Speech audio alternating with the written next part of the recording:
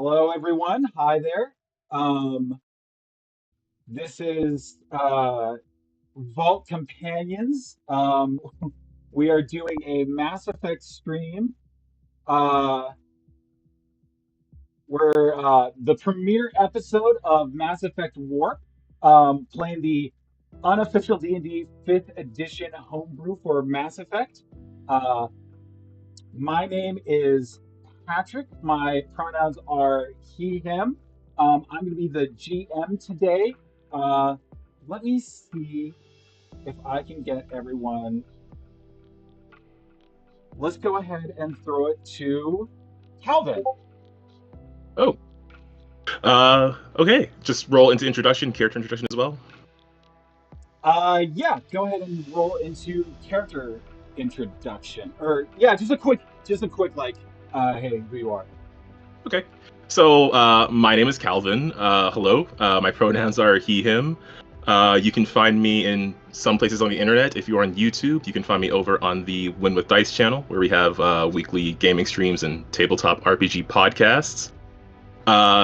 For this game, I am playing a Krogan by the name of Berr, whose pronouns are he, him, and you'll probably find out a bit about him. He is a guy who likes to smash first, smash twice, and ask questions if there's anything left after the smashing.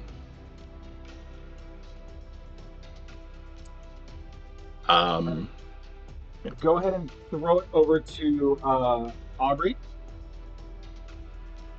Yeah, hi, I'm Aubrey. You can find me everywhere on the internet at the Mad Queen, and I'm playing Neveah Helscus, the Turian engineer who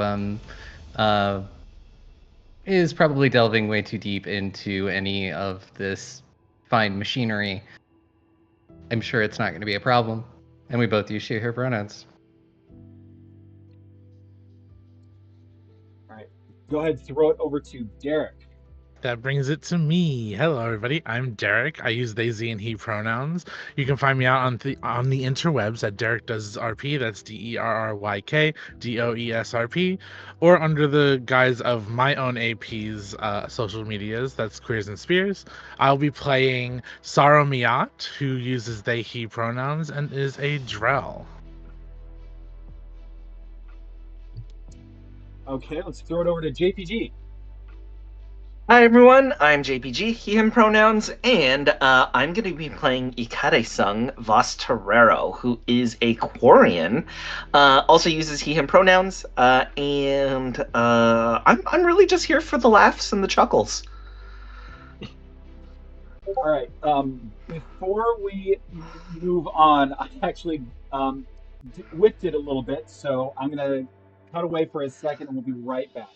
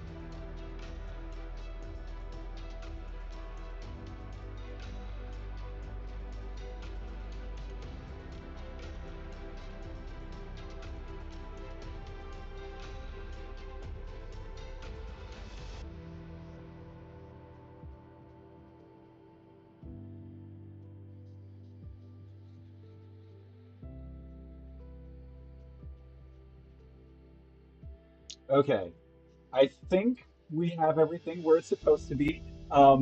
So funny, first day jitters. Um,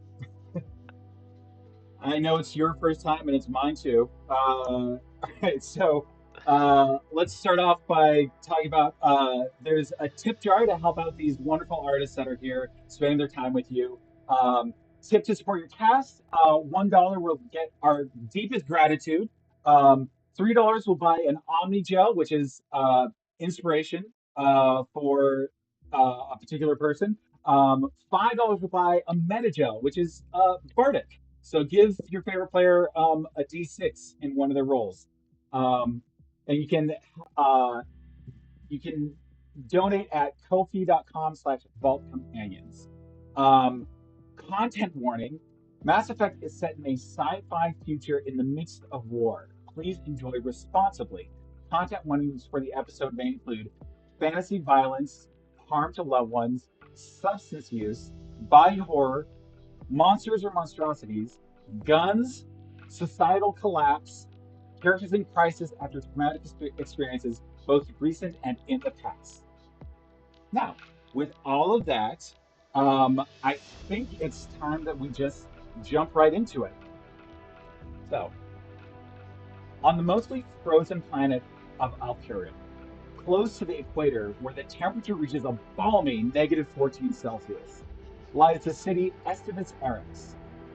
The population density belays how truly miserable it is to live here.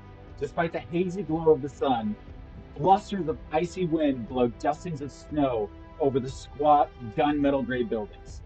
From an overhead pedestrian walkway, a Quarian steps out into the cold of the open street, his sealed spacesuit shielding the cutting winds, but not the piercing chill. JPG, would you please introduce your character? Ikade is in a mostly black the containment suit with gold trimmings, and there's actually on the helmet there are actually two horns, like a kind of like a. Have you ever seen like those building block pieces that kind of like fit and then lock? That's kind of how the horns work. So they have these two horns up, with a hood kind of peeking under it as well too, and he's like obviously shivering. Yeah, it's a harsh environment. You progress down the street, the similar facades blending together until you reach a nondescript corner shop. Twin open archways meeting at the corner. As you step through, you pass into an environmental bubble and the temperature instantly becomes pleasant. Inside, a shorter, elderly woman with dark graying hair and even darker eyes slowly shuffles from the back, her mobility assistance droid close by for her to lean on. Maria Villariana may look diminished from her prime. Her pride keeps her from leaning any weight on the assistance bed. And she sees you and immediately, Ikade? Ikade, what? I didn't expect you to be here. Well, I mean, I like to drop in when it's, the climately bad for my people. You can say it. This place is bad. I understand, but I had a message come for you. I didn't know that I'd be seeing you so soon. I randomly got a message from some Turian by the name of Garrus Vicarian. Oh. Hey, Marina, by any chance, did you maybe open it or read it or invade my personal space and our privacy?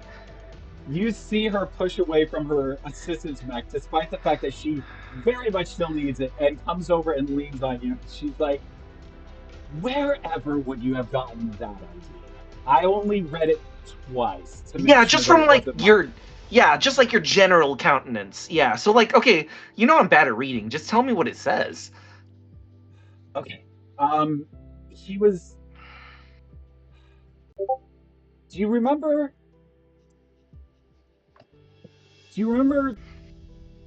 what happened on the ship? Do you remember that? Do you remember the crew? Wait, is Marina asking me that, or is that the letter? That's Marina asking you that. Oh, Marina, I carry that ship's name. Of course, I remember the crew. What's happening? You see her start to shake a bit. This Turian wants to do something about the the Reapers, and he's looking for people that have any kind of experience with them. Okay, well, if we're looking for, I mean, if he's looking for information, I'm all about maybe sending a letter or something like I think that. he's looking for more than information. It sounds like he needs action. I think Ikade looks at the assistance droid, looks back at Marina, looks at the assistance droid again. Okay, so where are you leaving for this? Oh, I can't do this anymore. I'm retired. I'm out of this, and I don't want any part of any of this. So I'm happy to take you to Tatris. It's where he's meeting you. But I mean, I'm leaving that behind. Okay, and I think Marina was sitting behind a counter when I first came in, right? Yeah, pretty much. So I walk around the counter as I'm speaking to her, and I press a button on the bottom, and like all of these like old lady photos, like you know those like those like framed photos in your grandma's house. Yeah. Okay, they all like flip over, and it's all like just polished shotguns and pistols, and and as he's taking them off the wall and like loading them up, and I'm like, okay, but I know you She's want gonna slap your hand and be like, "Not all of them, not all of them. I Okay, want one or two." I'm sorry, just a few. I'm sorry. Okay, but like, I know you kind of want to come to this. This is why you're asking me to. This is why you're offering to drive. But like, is this gonna look like my mom is dropping me off or something like that? She's going to mock, coming up and pinching your cheek. Oh, are you embarrassed of your old captain? Is that going to make you look bad on the first day of school? As long as you don't lick your hand and wipe my face shield, like I know how grody you can get, and I think that's kind of All where right, like calm down. Let's get you some of those dextro dumplings you like. I still have some in the freezer, and we'll pack a bag to get to Tatris. And we cut away from that. We go to hold on. In the marketplace of Ilium, illicit deals are made in the bright open air of digital kiosks under the legally gray haze of trade exemptions. Mods, implants, contracts, catching the eyes, everything available while overlooking a verdant tropical garden with accompanying cityscape view. A Drell sits at a table, separated from the picturesque scenery, yet no less a part of the commerce. Derryk, would you please introduce us to your character? Absolutely. Saro sits, though being about, I want to say 6'3". He is lithe in muscle, but it is shown very well through the tight black undershirt that he has under the black leather jacket that they wear. They are a blue Drell, so their scales are more of a blue and green gradient rather than the more popular and fervent yellow gradient that you see with Drell. And their eyes are just droning about the markets. They're on the tail of someone at this point, I would believe. They're always on the tail of someone, so wouldn't be a surprise. Eventually, a sky car pulls into the loading pad and opens the door, revealing a Solarian pilot and an empty car. This is not out of the ordinary, especially for this client. Saro gets in the car and is immediately whisked away in silence. It doesn't take long before the vehicle parks inside a nondescript apartment tower. The Solarian leads Saro to the familiar penthouse on the top floor. Inside is a large fish tank that occupies half the floor space and floating amongst the tastefully placed coral is the Hanar magistrate Lepidus, or, as Saro knows them, remains true in rough current. As you step into the room, Lepidus, you see like the bioluminescence pressed over the top of this Hanar, and it says, "This one would ask that the Solarian god please leave us in our privacy. Thank you." And the Solarian professionally just bows and leaves the room. Saro, I believe it's been quite a time since we've had a proper meeting. That it would be. Well, I remember the last thing you asked from us was to keep eyes and ears on a particular Turian within the hierarchy. Yes.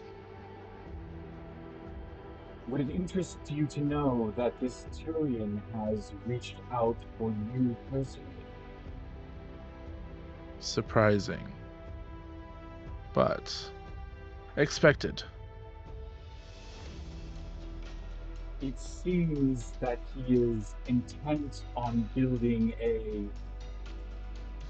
strike force of sorts, and he recognizes your particular talents. Yes. Well, when you can't get the likes of other Drell that he has worked with before, it's not surprising he would come from me. Now, I know that you are not officially a part of the Hanar arm of our services, but we would ask that you go as a serving member of the Hanar to represent our interests. Just this once. It seems he wants to go hunting that ghost which is ever present yet unassailable. Tell me, what do you remember of the Reapers? Too much. Your memory immediately flashes back, crystal clear, to that day on the Citadel. You were on the Presidium, and you were hunting down another target that is both forgotten to time and space, and suddenly and inexplicably, there were Geth flooding the station. What did you do on that day? I first took in my surroundings. Seeing Geth, I knew that it wouldn't be long before that one crew showed up. They always show up when the Geth show up. Perhaps I can get a look at the action, knowing what Garrus is famous for. Go ahead and give me a stealth roll. Absolutely. This is what I'm good at. That's a 17. Ooh, you easily dodge your way between corners of the Citadel. On the day, you were just a ghost as these Geth went through, but they're not looking for you, and you see them mercilessly hunting down just citizens of the Citadel. You watch as they are unimpeded, unperturbed by those around them.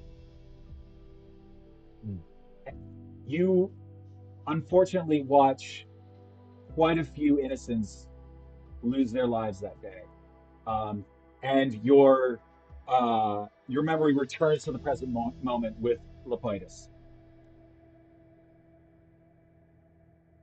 Do you have it?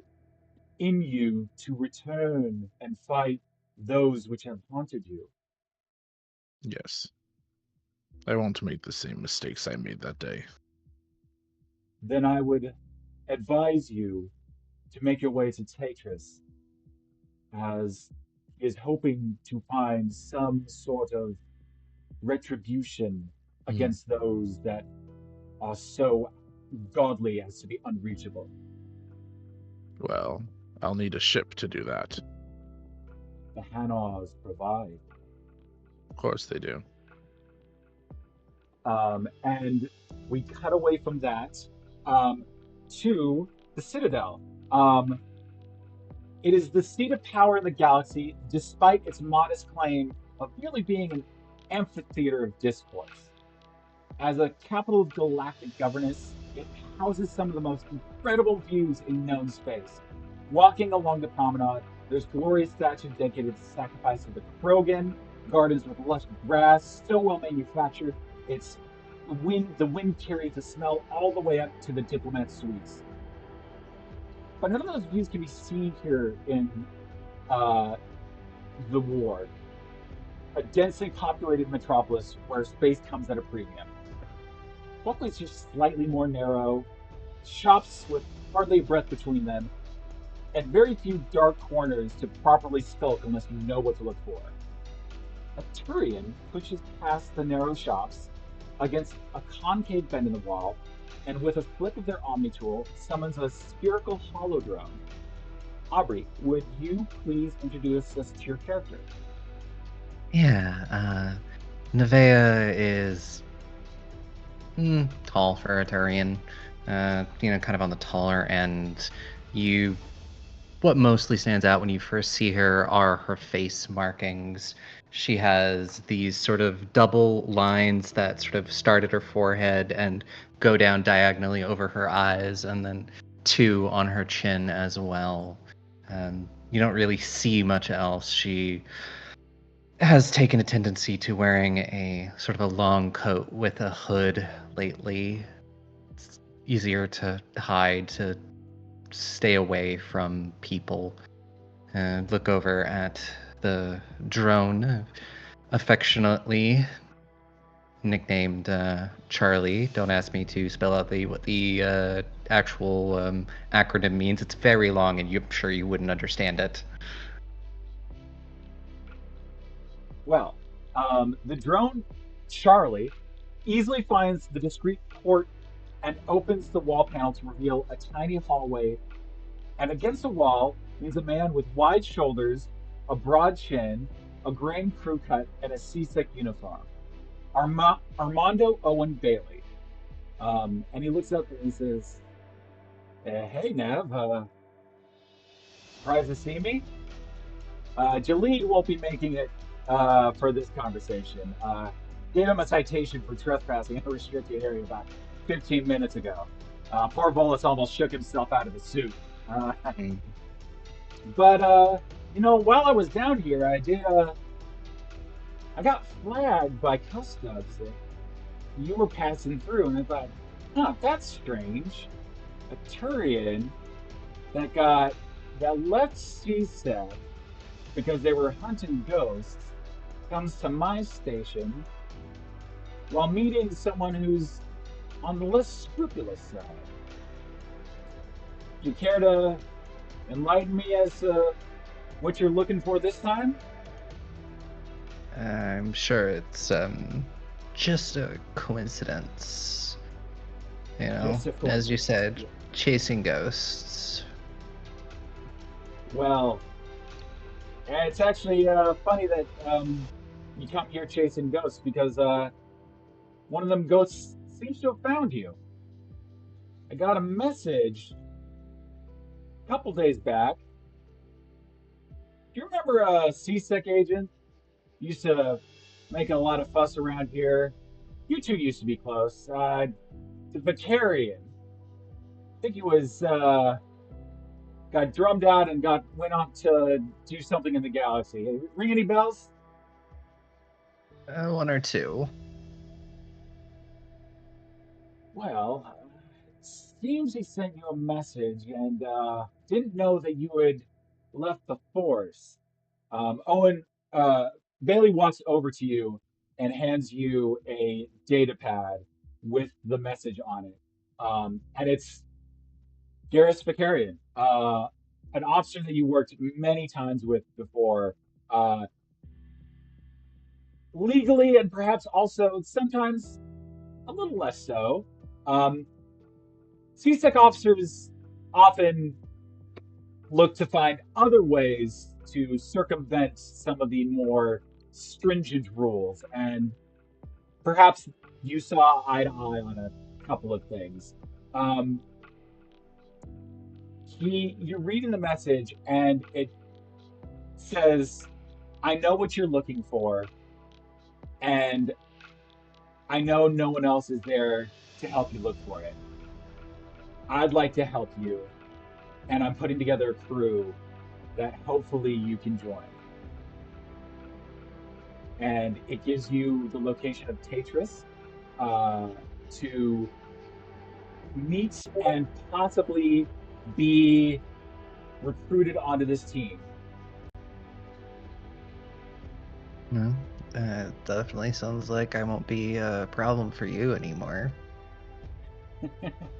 You know, you're never really a problem. Just, I always have to explain to higher ups that you weren't necessarily mucking things up. You were just trying to you were trying to ring the warning bell, and I'm sorry they never saw it that way. Uh, why don't why don't we head over to the bar and I'll buy you a drink before I lose you for another year and a half. Well, I mean, if you're buying, The two of you walk off to, let's just say, Cora's deck, because you need a dark underbelly to drink in. And we cut away from there to Freedom's Progress, an innocuous human colony deep in the terminus systems. The sparse prefabricated buildings were spooky enough in the blocky stone king on a winged perch, but the effect became far greater when the colonists were kidnapped by the collectors. And though the buildings remained vacant for some time out of superstition, things in the terminus system only remain unclaimed so long as pirates don't know about them. Now, torches burn, illuminating vulgarities written into the once austere accommodations. Occupying what once was the foreman's office is the bar and central hub, Isle of the Dead. The patrons spill out the front and lounge on old shipping crates while roaming with laughter and hearty drinks. Turian, Batarian, some Krogan, there's even an Asari hanging around. All sorts of individuals on the wrong side of the law. Here as they wait for the coup to resolve on Omega. But one particular Krogan sits in the derelict husk of a towering Ymir neck, as if it were a throne. Calvin, would you please introduce us to your character? Ooh, okay. The camera would see this Krogan. Obviously Krogan are very tall, very large. This particular Krogan, he's about 225 centimeters tall. He's got brown, scaly skin and dark red armor plating, natural armor plating that features some faded tan markings. He has these deep blue eyes and a prominent scar that's featured on his left cheek. And Berr, always being ready for action, he would have his armor on most likely. The armor is mostly black with orange sort of underneath it in the softer, like the joint parts, and small amounts of gold trim that looks faded. The armor itself shows signs of wear. Not so much that it's like falling apart, but enough to make it clear that he has survived many battles in this armor and intends to continue doing so. As you're sitting there, enjoying the ambiance as you will, two Krogans approach with weapons slung over their back and running call in their mugs. One of them approaches and, "You're in my seat, runt." And Berr, just looking down from his perch on the mech, will just say, I didn't see a name on it. What the other Krogan next to him laughs. And, let him have it. It's the only thing he's got after his whole clan died. And they kind of waltz off, laughing to each other, letting you kind of stew in the sour way things ended. A Turian woman in a cloak to protect against the chill approaches. She is focused, her gaze moving around the patrons of this illicit bar until her gaze lands on Berr. The infamous Hailot Berr. Just the Krogan I'm looking for. Tell me, are you for hire? That depends on how much you intend to pay me. Well, it's not credits that I have. I'm feeling less interested. But I think there is something that I can offer you. And I don't think you're going to find it many other places. Tell me, what happened with Garrus? With Garm, Yes. we had let's call it a falling out of sorts. I intended to pay him back for it, but someone else got to him first. She's going to move over to your armor and touch one of the pitted shoulder pads. And she's like, the blood pack heat presses their symbol because it's cheap, but it often leaves a mark, even if you paint over it. And I'm kind of imagining. Oh, sorry, go ahead. No, go ahead. I'm kind of imagining this. You said Turian woman? Yes. I'm kind of imagining where her hands are at the moment. Like, you could see, taking a close look, Berr's armor is black. You could see, some of these scratches on it sort of expose a red coloring underneath. Yeah, so, they kind of, run a finger along some of the more, the paint covering some of the more grievous incidents. As the way I heard it, and you could correct me if this rumor's wrong, but Garm left you in a bad place with a lot of collector problems. How did you end up surviving that?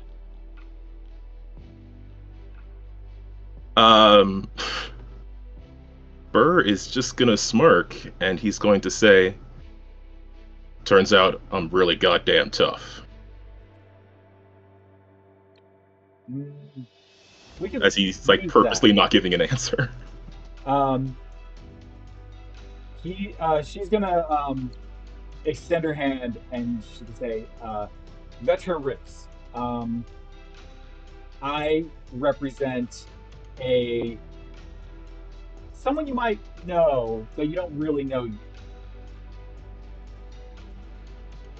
Garrus is one of the people responsible for Garm's early departure. And he's interested in people who want to fight the Reapers.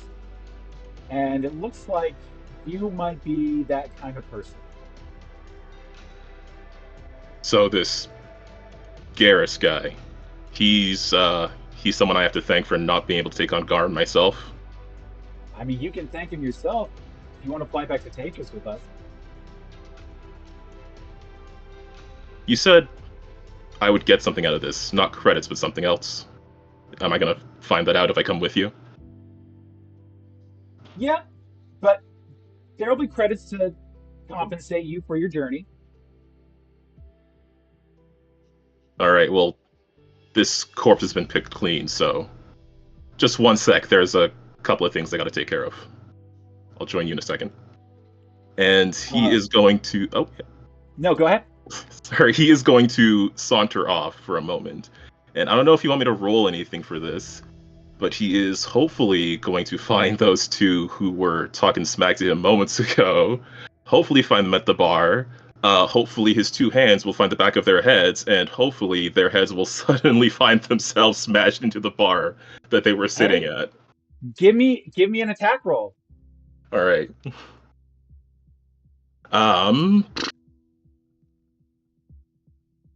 Yeah, I'll just make like an unarmed attack, I guess. There it is. Oh, not bad. 20 total. 20. Okay. That's plenty. You rolled plenty enough to be able to just grab them by the back of their heads and just like slam them down, immediately disorienting them and leaving them kind of like to fall over themselves as they try and get back up. You recognize immediately that these weren't two particularly like powerful Krogan, and you leave them in shambles at the bar as you walk away. And yeah, he'll just leave and say to the bartender, I think these two have had enough to drink. Yeah, the bartender nods your way and is like, well, now I've got to clean up two Krogan. And you two make your way out. Cut from there to, you know what? We're getting kind of close to the break anyways. I think we'll cut early so that we can let everyone take a break, and we'll be back in 10 minutes. All right. See you in just a moment.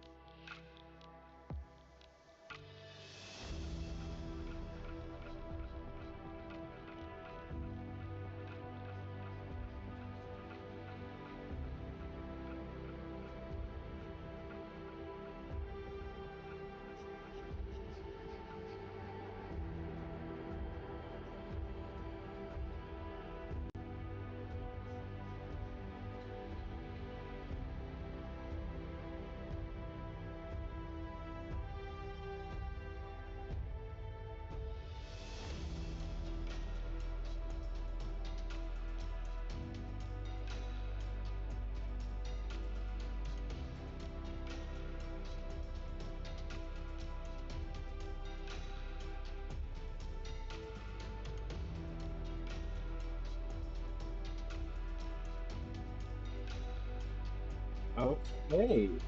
We are back from break with our brave heroes ready to discover what is joining them together.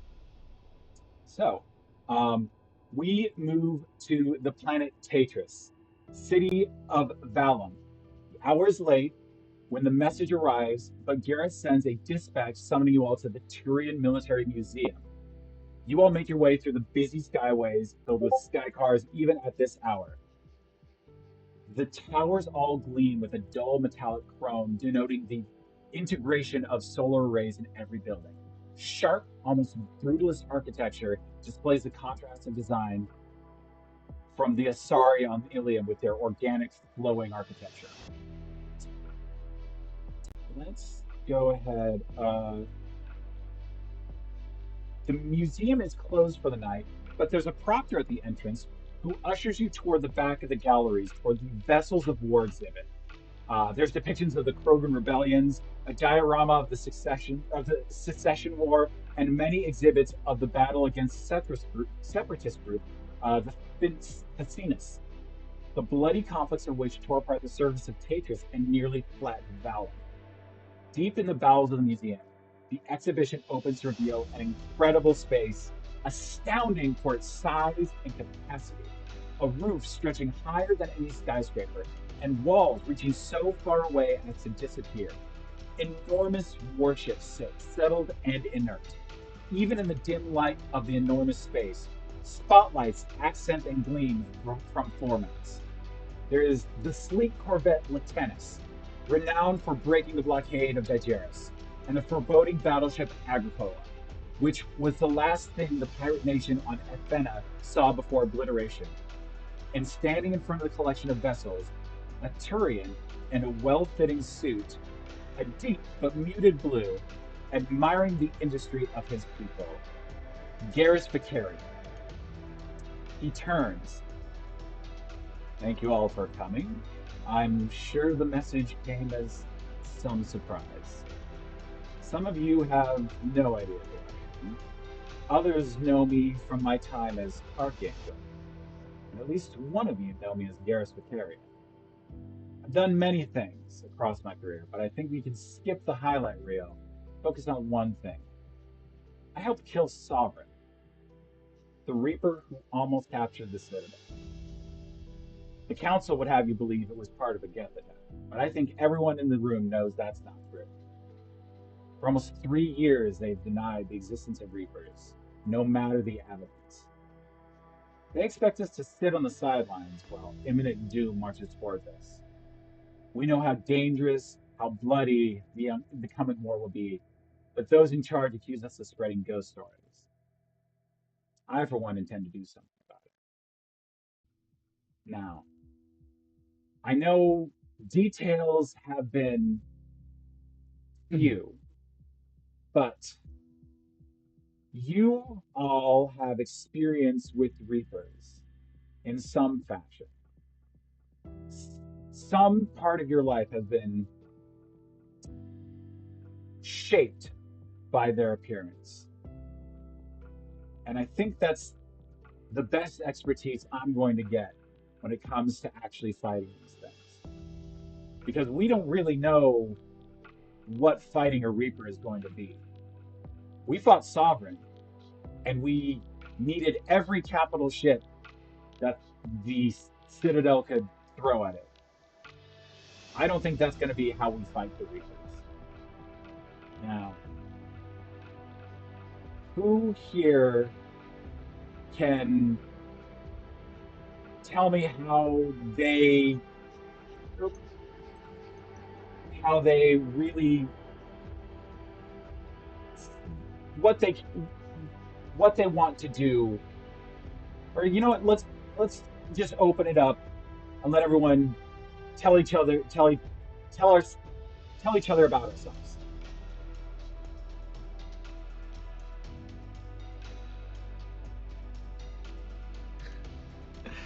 I think Ikade, kind of sheepishly, looks around the room and raises his hand.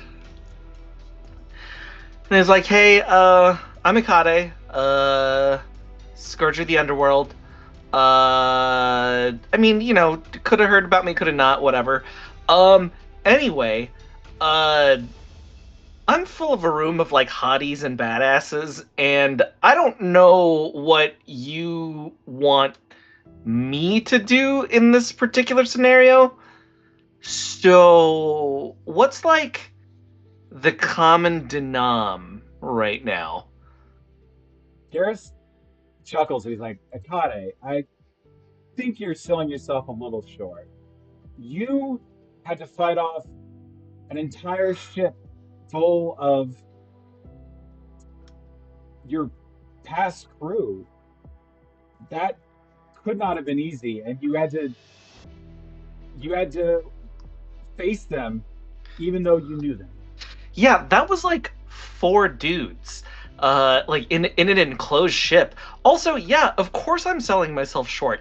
I'm like a foot shorter than everybody else in here right now. He's also never caught me. Am I a hottie or a badass? Both. I think these are very important questions.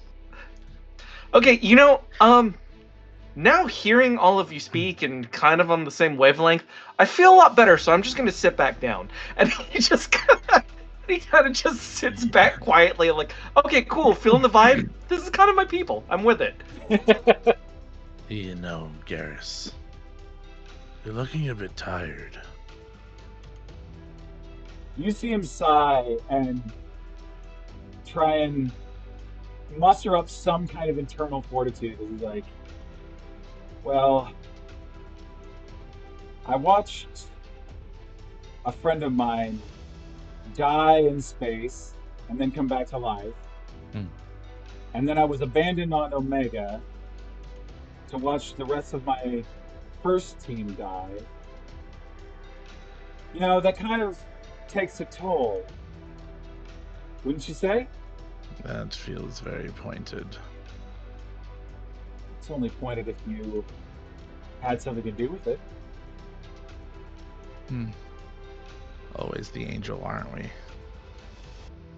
It's in the name.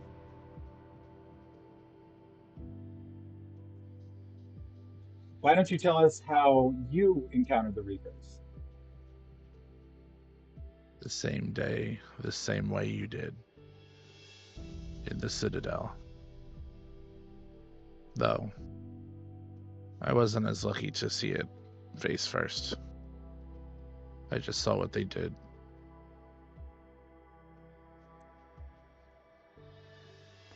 Yeah, but even just surviving that day, that's something, and I need people who are trained to do that kind of thing on a regular basis.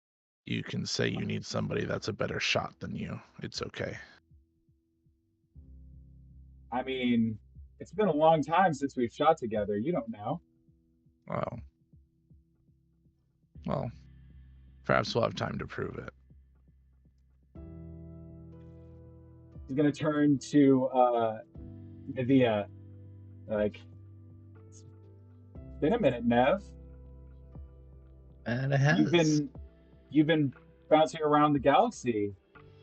You're looking for something. Answers. I mean, aren't we all? Yeah. Well, like you, I also got tired of them denying that there was anything there, so just trying to find that proof. Yeah. Well, I know scratching at the corners of the galaxy really doesn't get as much done as you'd like. I can see that focus, and I want to take advantage. I want you to be able to show me what we're dealing with. I'll do my best. And certainly like to take things apart and put them back together. That's what I'm hoping. Garrus turns toward Hailot, the big Krogan that towers over him, and he's going to look up and he's going to be like, and we've got ourselves a big old bruiser. That's what you hired me for. Yeah. Tell me, when you were fighting to survive the collectors, how many of your crew survived with you? Well, that's kind of the thing. The Blood Pact doesn't really do crews. I just didn't figure that out till that day. Yeah. Well, It's I'm. Go ahead. it's it's not a thing I'm particularly proud of, but if you stay in the Terminus systems long enough, you hear rumors of that sort of thing. Collectors dropping by, trading for their technology, except the thing that they trade is, well, it's mostly people. Yeah. It's really the only thing that they want, that they're looking for. But I am bringing you here because I need I need someone that is going to survive. Because what I'm asking all of you to do, everyone here, this is going to be dangerous, and you'll be on your own, and you'll be required to survive against dangers that are all around you without really much help. I need you to be able to survive. What I want is I want to fight the Reapers, but we don't know how to fight the Reapers.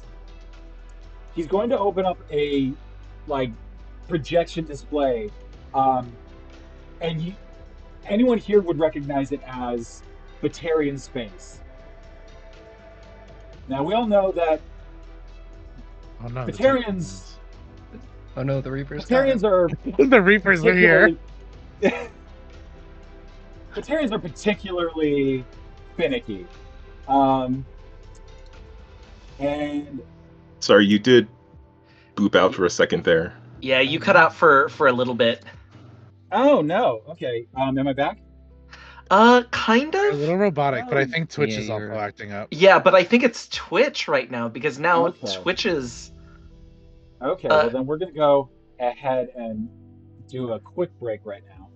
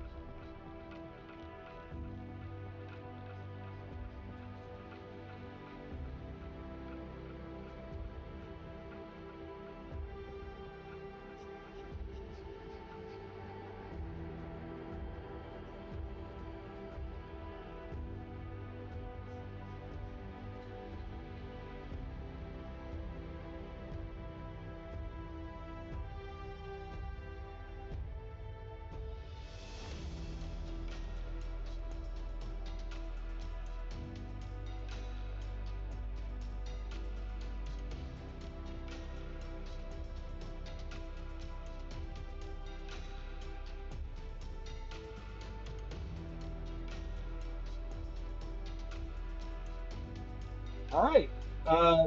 Sorry for the little hiccup there, but we're back. Um, back to the stream. Okay. Um, you're in the middle of the enormous museum, and Garrus is telling you about his plan. He says, "Veterans are finicky, even at the best of times.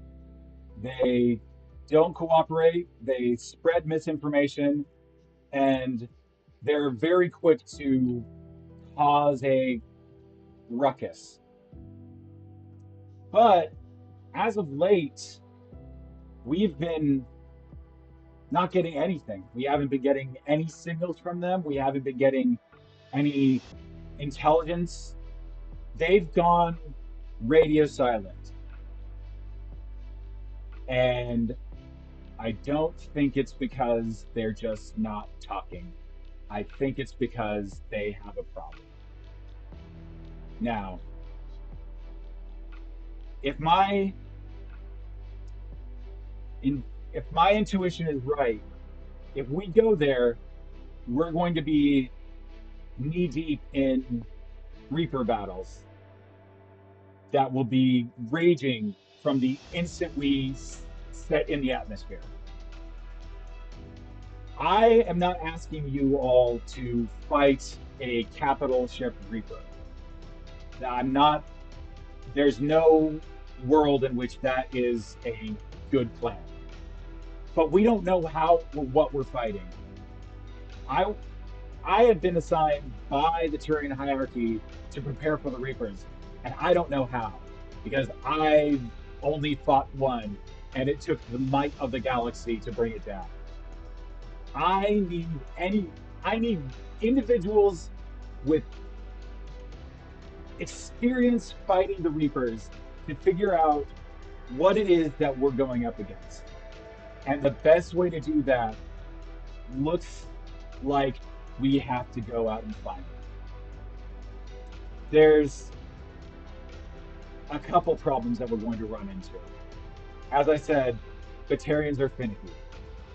So this operation would be an invasion. We're not welcome. We can't ask to be let in. This is us invading Batarian soil. And if we're caught, that's going to cause any number of issues. And I say we, but here's another issue. It's gotta be you. I'm a ranking member of the Turian hierarchy now. If the Batarians find me on planet, that's they've thrown wars for less.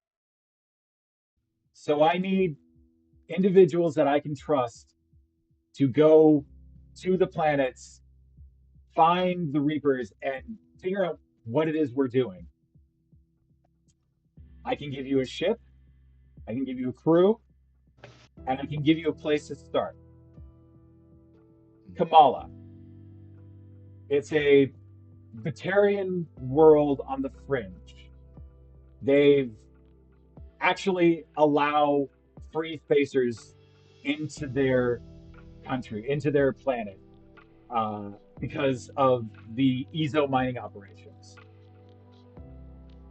I think you should be able to get into there if we distance yourselves from the Turian hierarchy.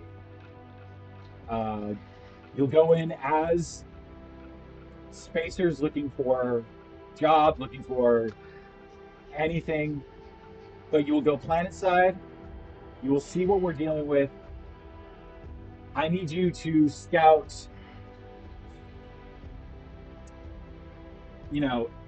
military organization, like any military facilities are going to be destroyed by now. So we're not even going to start there because that's going to be a dead end. I need newspaper, like journalism, like any kind of like news presence. Go there, recordings of what's happening. I want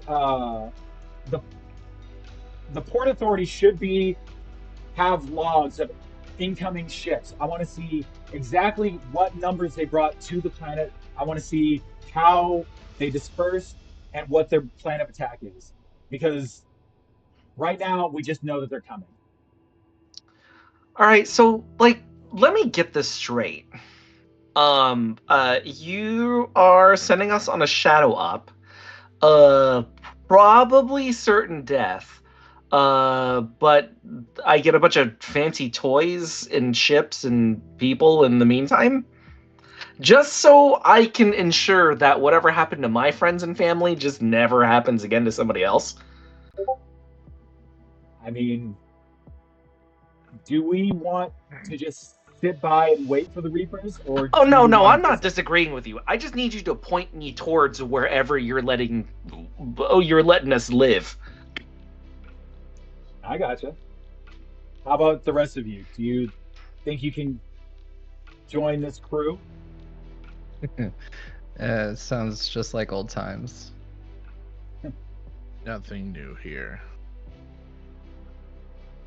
Seems like the only other option is to sit back and let something terrible happen instead of trying to do something about it.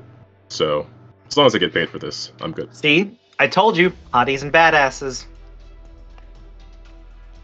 Well, if we're all on board, then I guess it's time I give you your ship. And he's Can we take one of these big ones? No, these ones are unfortunately a bit too conspicuous. And he's going to walk you down.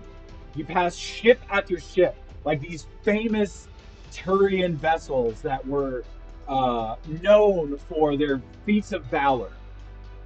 And eventually, you come to a rather old and faded one. It's a Turian destroyer. The Turian military retired the destroyer class before First Contact War. This is an old ship. And he presents it to you. Let me present you your ship, the Octasia. You'll be crewing up on this ship under some funny credentials.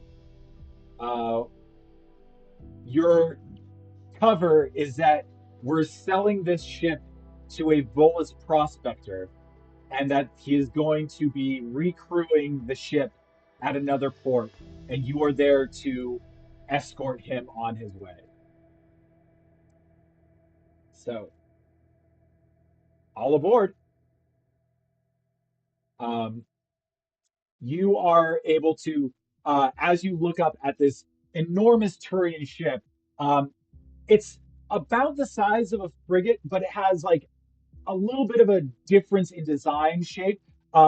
Instead of like the sleek wingback design, it actually has kind of a hammerhead feature at the front that you recognize as the front battery. A vast array of cannons back in the days when they thought more guns was the answer. It is like you see activity in the ship as things are being prepared and made way to take off. And you are welcomed on board amongst a flurry of activity. As you step on, you see you first hear this little Volus as his breather goes, "Hello, I am so happy that you'll be coming with us on this journey. I can't wait to explore the galaxy with you." And Garrus turns and motions to a Volus. This is Doma Ladbo. They'll be facilitating this journey. And Domo looks up and pleased to meet you. I am excited to prospect with this ship, and that I got such a good deal off of it as well. Um, and as you are presented to, yep. I think I lean over to Saro and I whisper, "Okay, does the Volus know that we're gonna be like hunting monsters and like murdering things, or does he actually think this is like a prospecting mission?"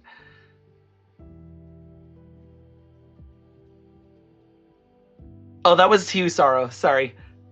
What was that? Ikade leans over and he's like, "Hey, does this little Volus know that like we're gonna be like monster hunting and like murdering things, and this isn't like an actual prospecting mission? Like, is this dude looking for like gold, or what's happening?" You are so green, it is obvious. Don't tell them what they don't know. Okay, so like he's in the dark and like we're the ones who know all the secrets. Keep your mouth shut. Okay, that's probably going to be harder than you're saying it out loud right now. Do I need to keep your mouth shut for you? I mean, like, in the sexy way? Because I just met you, and like I reserved. I think at this point you kind of like you're talking to Sara, so you would definitely pick this up as you're looking at them, as they go. That is reserved for other people, and they kind of sideways glance, which is hard to tell with their like really black-filled eyes over at Garrus.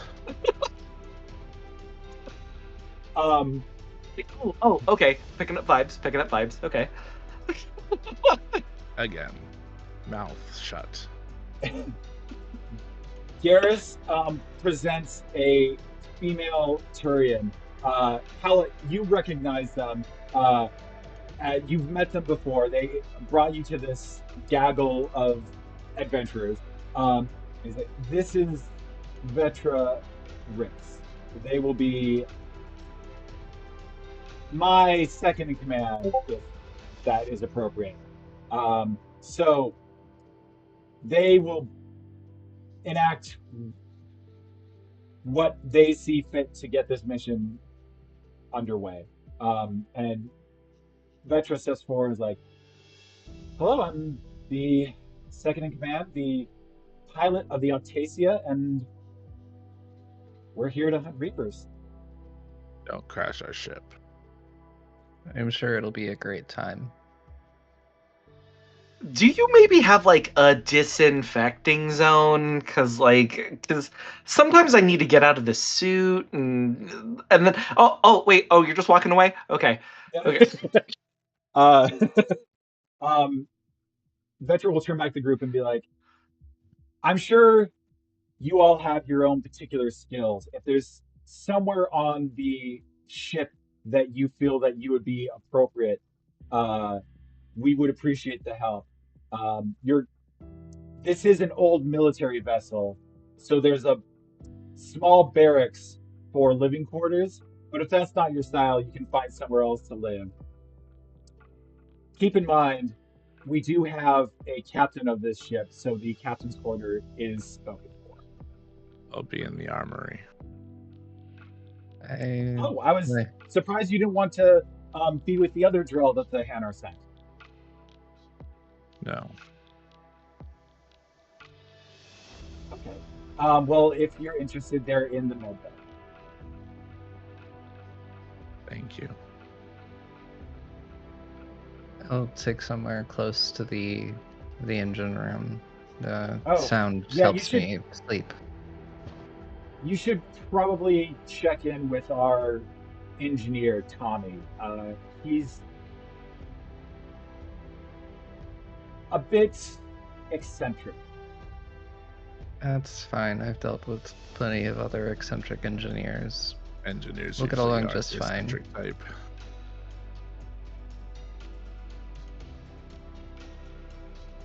And does anyone else have anywhere else that they're going to? Sounds like me and the Scourger of the Underworld are sharing the barracks. I mean, like if that's cool with you, and that's how. Like, what do you eat? Like, how are you so big? Like, The answer to that is that I eat a lot. okay, we'll like trade recipes and all that stuff. How do you feel about Top Bunk? I just don't. Oh, okay. Oh, you're walking away too. Okay. There's There's so many sparing looks given to Garrus as Ikade talks. Like, just like, really? Give me an insight check. Okay. That is a 23. Ooh, that might be. Let me. 16. Oh, plus you 7. get too much information. I made Saro very particular. You sense that though there has been time between the two of you, he's a little bit like he's trying to play it cool. He's trying to be like Big boss man. Yeah. He's going to you see that he's making his way off the ship, and you sense that he's kind of bidding his last farewell before he departs. No, he's not, because I'm following him. Slowly, not okay. like urgently. Like, it's like oh, I noticed you're leaving. It's a chance to talk to you alone. I'm gonna walk away before Ikade talks to me. As he's getting to the airlock to disembark from the ship, you're able to easily catch up to him. So you're going to leave without saying goodbye. Well, you did. I deserve that.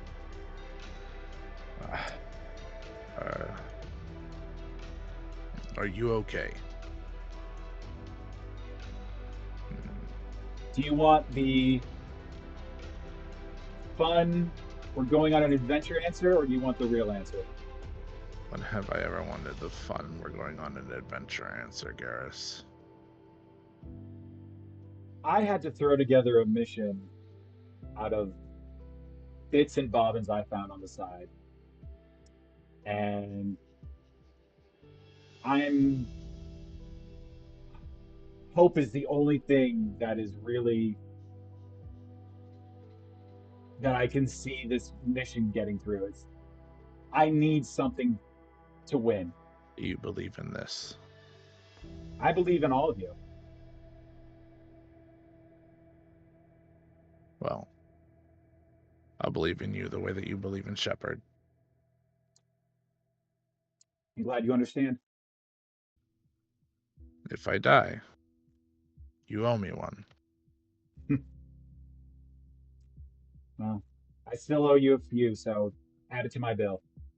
Of course. Also, give the Turians hell for me. I wish I could fight the Reapers with you. You could. Never wanted Somehow to stay the in one idea of place. somehow the idea of political upheaval doesn't really sit well with me. Who are you and what have you done with Garrus? Sucks being responsible. Yeah. Who'd have thought you'd get old and boring? Wish that weren't true. He looks wistfully as he starts to depart. And I walk back, and I walk. I think it's like it's a walking. There's a solemnness to it, and it's through the group that is still there to walk towards the armory to where I said I'd stay. Okay, we cut from you, Nev. You make your way down to the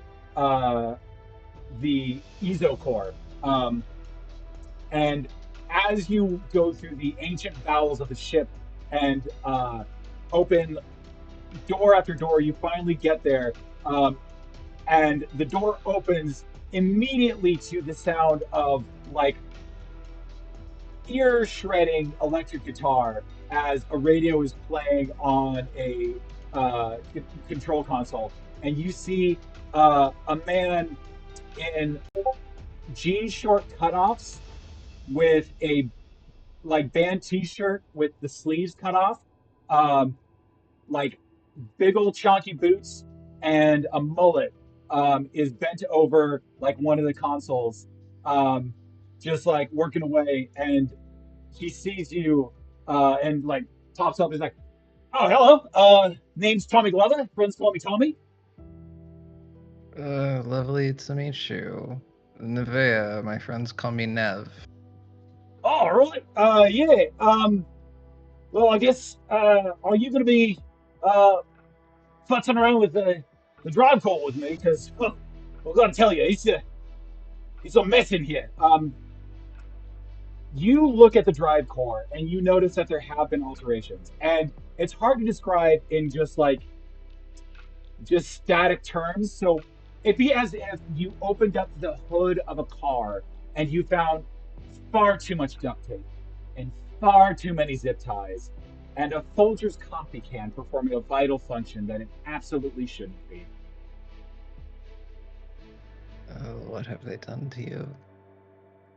Oh, I mean, I did the best that I could. I mean, look at this place. This doesn't need a mechanic. It needs a damn archaeologist.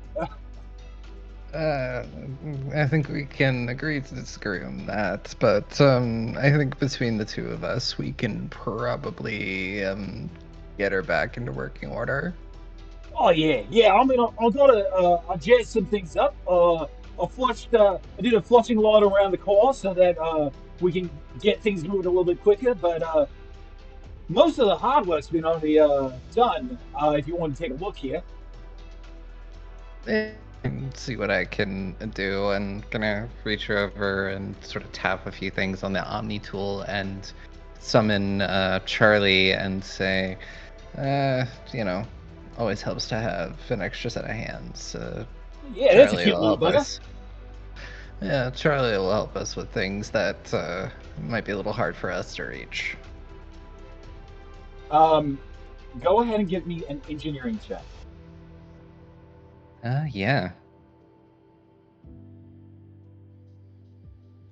Yeah, it's pretty good. That's what is my bonus? That is a 22. What you are seeing is a lot of like shortcuts, a lot of like workarounds, but in theory, it's functional.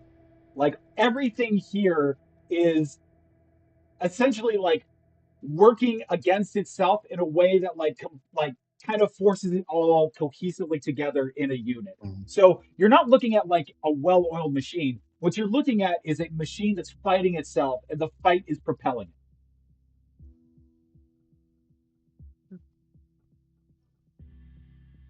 Oh, it's certainly a first for everything. Is there anything else you're gonna look for in this space? Just gonna see what I need to do, and honestly, I'm a person who doesn't like to. Always needs to have something to work on. Always needs to have a project. Always needs to be working on something. I do not deal well with stagnation, so I'm going to set about just continue working and throw myself into making sure that this ship doesn't. It can continue powering itself through spite, but it needs to not spite itself apart in the middle of space. Yeah. Go ahead and give me another engineering check, and we'll say this is for you to work on the actual drive core, the engines, and like try and get it to be at its fullest potential. That is that would only be a 21. 21. That's enough to actually bump up your speed by 1.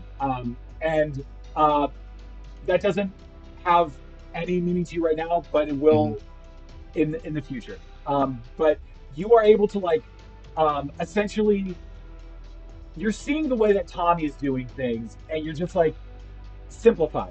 What you're doing is just like you're taking 5 steps when it should have been 2, and you're able to like streamline a couple of things that really like make efficiency and you're not. It's not incredible. This is your first contact with a thing that is older than anyone you've ever known or will know. Um, so, or yeah. But we're gonna move away from there and go to the armory as Hailot and Ikade find spaces on the bunks, and you're able to fall in line with a couple of Turians who all seem to be like brothers. Like they're all like joking with each other and just like giving each other like kind of a like messing with each other, and they're like, "Oh, hey, you're I guess the crew that's going planet side. We're gonna be your shuttle pilots. Um, we're gonna be, running you down to wherever you need to go because this hunk of crap can't land anywhere. Its engines are not great."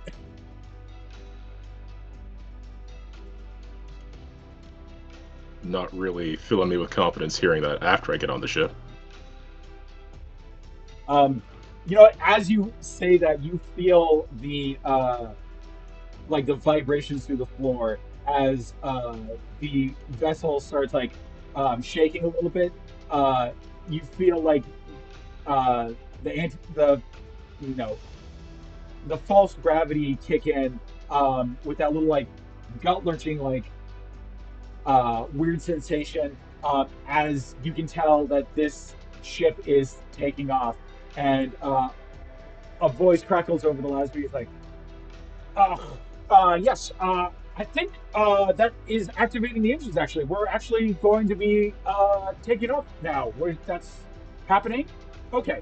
All right. So that's welcome to our flight. We'll be, exploring the galaxy and finding fun new things to, Oh,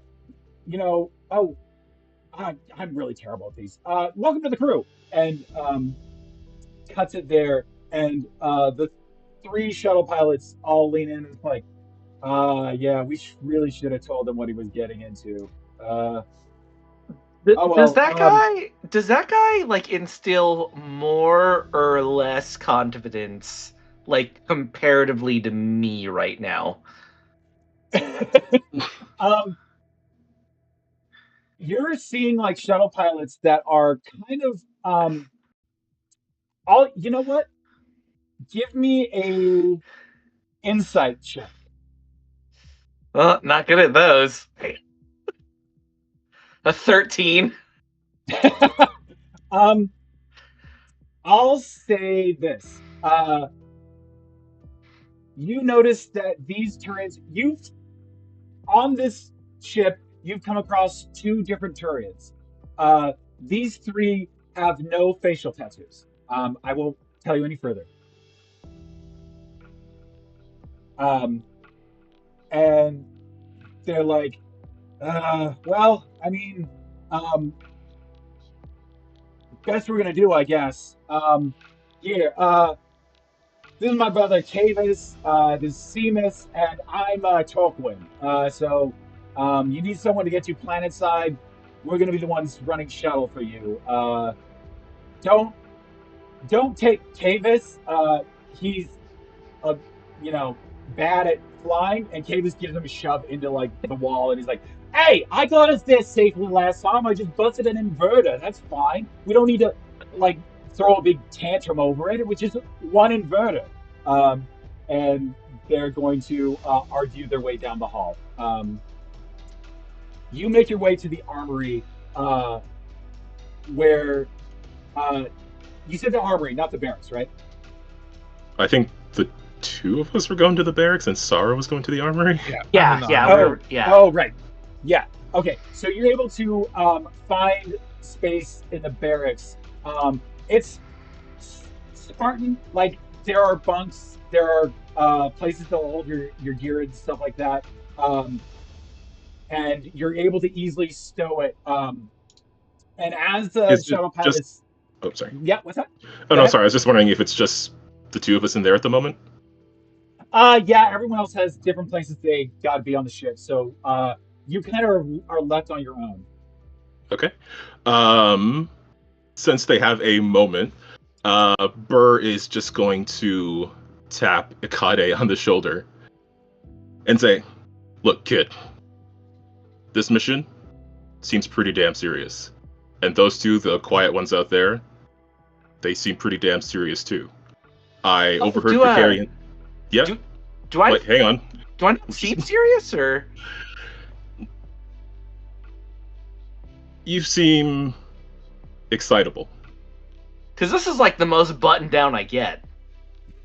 Yeah, maybe you should have a few more buttons. Look, I overheard Vicarian when he was talking to you say you survived some sort of hell. You had to survive your own crew.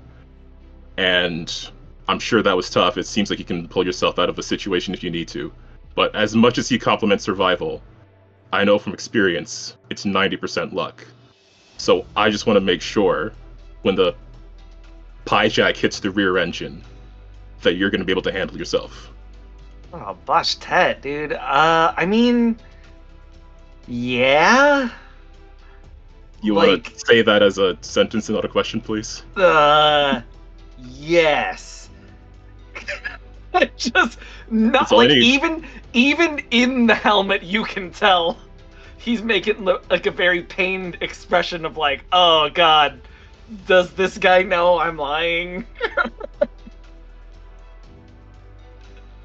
Yeah, man. I mean, like I've seen a lot. I've seen a lot of stuff. Like it's it's like it's no big deal. And yeah, I mean, it's dangerous, but that's what like tough mercenaries like me and you do all the time, right?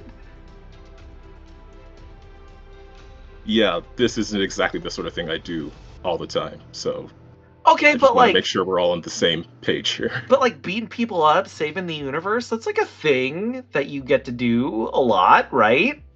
Like these aren't like show muscles, right? The beating people up part, yes, and I have a lot of fun doing it. The saving the universe part, that's out of my wheelhouse. So I just want to make sure everybody here is serious.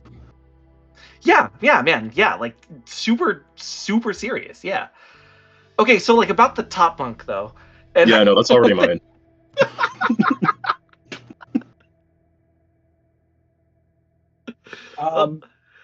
Go ahead. Oh, okay.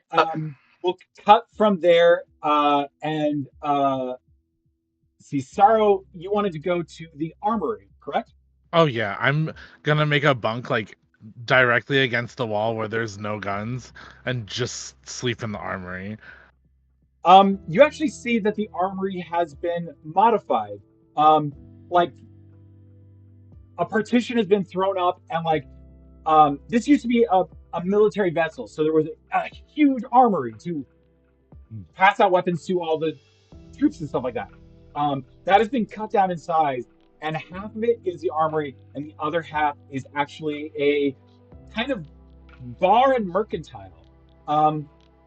And at the bar, you see this dark-skinned woman with locks and just kind of like playing at with a bottle of spirits of some sort on the bar without really doing anything.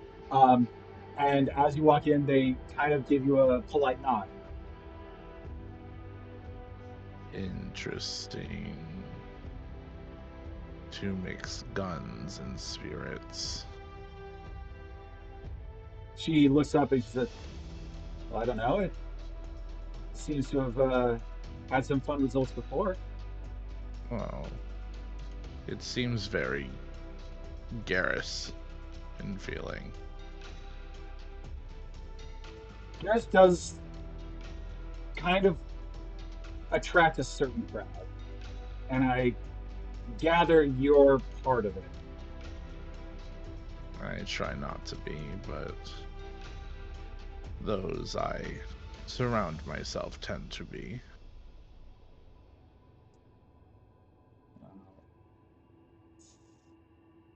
Is there a drink you'd like to christen this journey? No. Just show me where I can set up a cot. She motions over to a kind of ramshackle stack of crates. He's like, that's where I keep all my overstock. Perfect. If you don't rifle through it, you should be fine over there. I don't do much rifling. Though I can't promise the people that I've come on the ship with may not. Well, if you are ever in the market for some mods or particularly pricey gear, give me a holler. Or if you're looking for a good drink. My name is Bijou Etienne. Yeah, well, I don't think you can get much fancier than this. And I'll like pull out my sniper rifle, which is the I believe it's called a Black Widow sniper rifle, and it is actually like a Spectre weapon.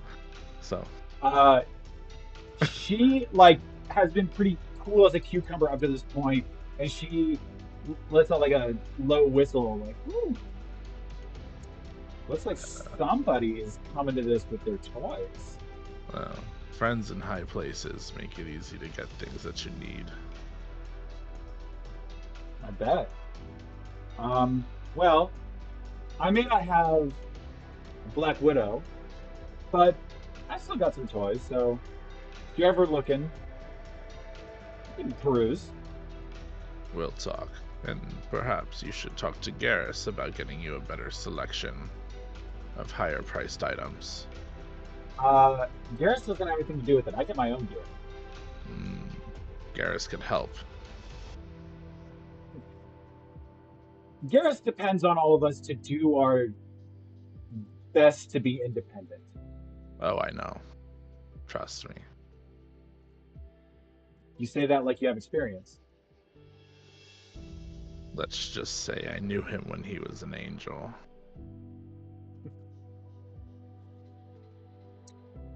Man, he doesn't talk about those days too much. No. What happened? A lot. Too much. Perhaps if you keep to my liking, I'll explain more as I get to know you. Well, hopefully we can remain good friends. Because good friends get discounts. Wonderful to hear. All right, and we cut away from there. Is there anywhere else anyone would like to go on the ship? All right. Well, as you feel the ship lurch out of atmosphere, you kind of get to like, you feel as like you get lurch into space and you are like flying amongst the stars. You are now on your way to Kamala. There's plenty of mystery waiting for you there. There's possible death, danger, and dismemberment. But I guess we'll only be able to tell when we get there. That is the end of this session. I'd like to thank everyone here. What a fantastic premiere it's been. Let's see, let me get to the right thing. Let's see. We need to. Yes. I am. I'm Patrick. I have been the GM for this, but you can find me on Blue Sky at Mr. Patrick Cakes, and I will throw it over to Calvin. Okay. Yeah, this has been a lot of fun, and I am really looking forward to whatever we run into next because I'm really loving everyone's characters, and I can't wait to see more of them. And Patrick, this game is just great so far. It's a good setup, and I want to know. I want to know if it's on this planet. I want to know what we're actually going to be. We're actually going to be dealing with here. But yeah, I'm Calvin. You can find me on, if you look up Win with Dice, we're on Blue Sky, on YouTube. You can check out our website, winwithdice.ca, for all sorts of fun stuff going on over there. And that is about it for me. All right. Well, we will throw it on over to. Let's go, Aubrey. Hi, yes. Yeah, we'll echo what's been said so far. Really good, really fun. I'm very excited to have our characters get to know each other and have these fun character interactions. It's just several of us decided to play loners, and you just gotta force us in a room together. But yeah, I'm Aubrey. You can find me on Blue Sky and most everywhere else, either as the Mad Queen or Mad Queen cosplay, depending on the site. I am the technical director over at Queen's Court Games. I'm wearing our merch. You can find me over there doing a lot of really cool things currently. Yeah, all of that. And Goblins and Gays, that's another thing I do. Check those things out. We will throw it over to Derryk. Hi, that's me. I'm Derryk. I'm also going to reiterate that this is amazing, and you're doing an amazing job, Patrick. I love everybody's characters so far. Ikade will learn the whole keeping our mouth shut thing. It's a learning process. And also, you said something about knowing about somebody lying. Watch yourself. I have a good insight. But I have been Derryk. You can find me on the interwebs at DerrykDoesRP. That's DerrykDoesRP. Or under the guise of my own AP's social medias, that is Queers and Spears, out on the interwebs, where we tell very happy, gay, trans, loving stories that with deep meaning. And I have been Saro, the Drell, now, Sniper, who has a past with Garrus. Will they kiss? Won't they kiss? Who knows? But that's me. We will throw it over to JPG. Thank you, everyone, again for having me for this. Can't wait to see where this story goes, and thank you, Patrick, again for having me. Once again, I'm JPG. I'm a pop culture educator and consultant. I run the consultancy firm Intermyth, where we help pop culture content creators either launch into the space or help them get over plateaus that they're experiencing in their growth. You can find me on all social media at SpeakerJPG. And I can't wait to see you all next week. All right. Yes. So we will be broadcasting same time next week. So enjoy. Come back for more Mass Effect content. Actually, tomorrow night, Feywild and Out is doing more Mass Effect. So there's so much Mass Effect out there for everyone to enjoy. Everyone, thank you very much for coming along, and we will see you next time.